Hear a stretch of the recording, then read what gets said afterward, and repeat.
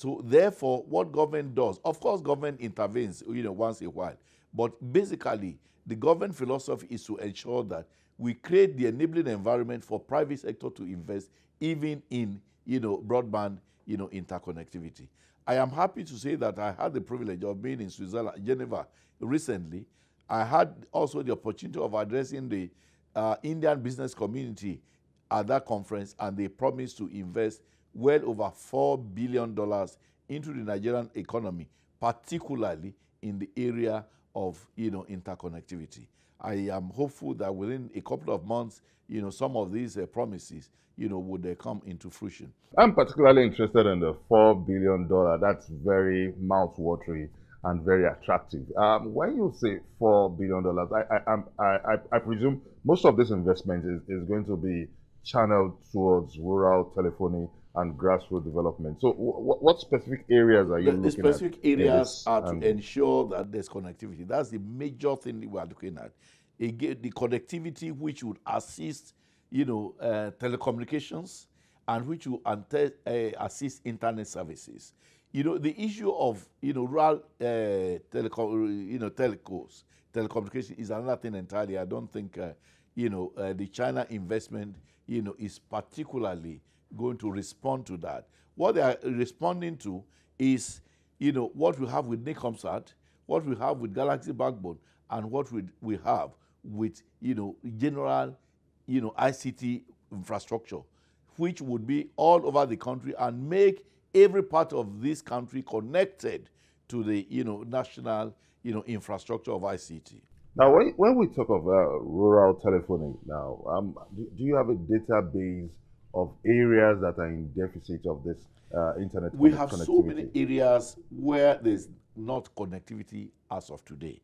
But, and do you have a database? The strategy is to ensure that by 2018, we reach 30% connectivity.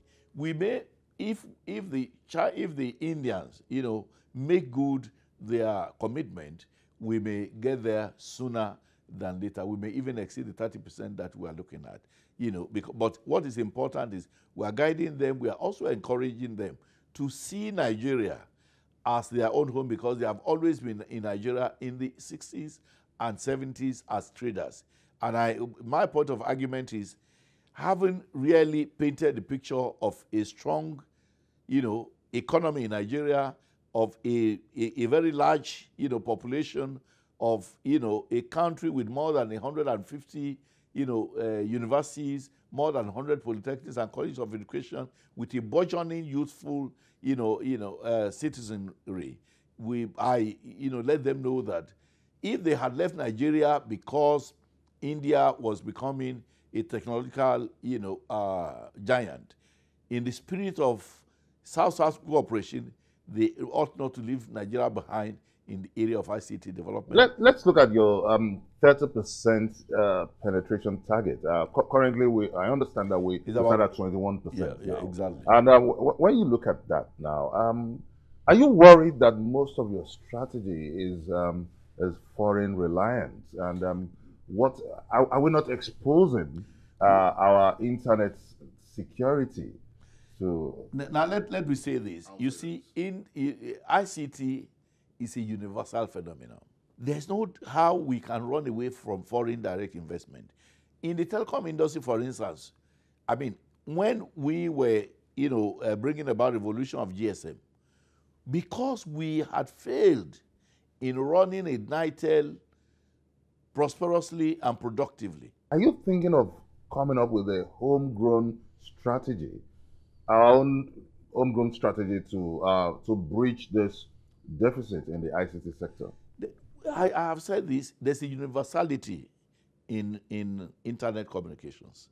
And that universality would take cognizance of the fact that whatever we lack or are deficient in, we must look to the outside world to, assist us. And I'll give you an example why we cannot but have, foreign direct investment if we must, develop. For instance, before this government came on board, petroleum was selling for all of $140 per barrel. By the time the Buhari came on board, the cost had, reduced from $140 to $38, more than 60% of our earnings. But would this not undermine cybersecurity? Well, That's the big question. That's the anxiety. You see, cyber criminality is all over the world. In fact, it's more in the developed Western world than it is now. So are you saying you don't mind compromising the cybersecurity? It's not about in compromising. the Of course, we have a Cyber Act, Anti-Cyber Criminality Act in place passed by the National Assembly. But it's not being implemented. Well, how do you say it's not been implemented? Is it being implemented? Because people are calling for the implementation of the 2015 Cyber Act. It is being implemented. The National Security Advisor is the head of that council, and all the security agencies are part of this council, which is constitutionally mandated to fight cyber criminality. But how do you explain a situation where it's on record that in Nigeria alone we have up to about $450 million cybercrime coming from about 3,500 cyber attacks? As of about a week ago, worldwide it was $2.2 billion in cyber losses. You see, it is not for government alone to enforce it. I mean, if you have a house and you have property, apart from relying on the police, you also rely on your brigade, you rely on your private security, and so on. Banks, who are the greatest victims of cyber criminality, must also make investment in ensuring that their properties and the funds entrusted to them are properly protected using solutions or using applications of anti-cyber criminality. You may also join in this conversation by sending us your comment on our various social media platforms showing on your screen. Coming up on Question Time: setting the record straight on Nigeria's broadband internet market.